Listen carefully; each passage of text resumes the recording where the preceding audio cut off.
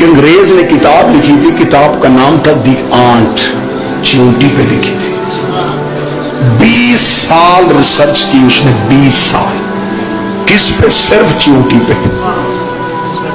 20 سال ریسرچ کی کہ صحرا میں چیونٹی کی کون سی نسل ہوتی ہے، دریائی علاقوں میں کون سی ہوتی ہے، سمندری علاقوں میں کون سی ہوتی ہے، بنجر زمین پہ کون کون سی چیونٹیوں کی نسلیں ہوتی ہیں۔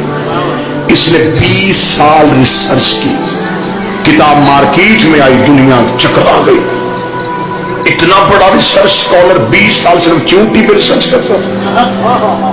نجف کے ایک طالب علم نے اسے مولا علی کا خطبہ بھیج دیا جو علی نے کوفے کی ریت میں بیٹھ کے چیونٹی پہ دیا تھا۔